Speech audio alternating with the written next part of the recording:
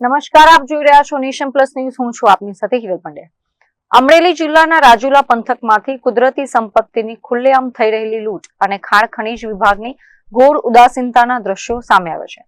સ્થાનિક રહીશો દ્વારા આ માફિયાઓ સામે તાત્કાલિક કડક દરોડા પાડીને મેરામણીઓ નદીનું નિકંદન નીકળતું અટકાવવા માટે ઉગ્ર માંગ ઉઠાવવામાં આવી છે. રાજુલા પંથકના મજાદર સહિત આસપાસના ગ્રામ્ય વિસ્તારોની નદીઓ આજે માણસના અતિલોભના કારણે હાડપિંજર સમાન બની ગઈ છે. પ્રકૃતિનું નિકંદન કાઢીને દિવસ રાત મજાદર પંથકમાં મેરામણીઓ નદીના સીના ચીરીને કરોડો રૂપિયાની રેતી ગેરકાયદેસર રીતે બજારમાં વેચી મારવાનું મોટું કૌભાંડ ફૂલી ફાલ્યું છે.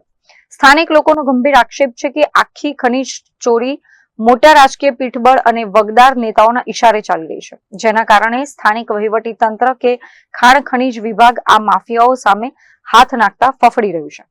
પરમિટ વગરના સેંકડો ટ્રેક્ટરો આખો દિવસ હાઈવે બ્રિજ નીચેથી નદીના પેટને ખોદી રહ્યા છે, જેના કારણે ભવિષ્યમાં નેશનલ હાઈવેના બ્રિજ પરના પિલરો નબળા પડવાનો અને મોટી દુર્ઘટના સર્જાવાનો પણ ભય સેવવામાં આવી રહ્યો છે. કાયદાના લીરે લીરા ઉડાવતા આ ખનીજ ચોરો સામે કડક કાનૂની કાર્યવાહી ક્યારે થશે અને ઊંઘતું ખાણ ખનીજ વિભાગ મજાદર ગામે દરોડા પાડીને આ ગેરકાયદેસર લીઝ ધારકો અને ચોરો સામે ક્યારે સપાટો બોલાવશે તે તો હવે આવનારો સમય જ બતાવશે.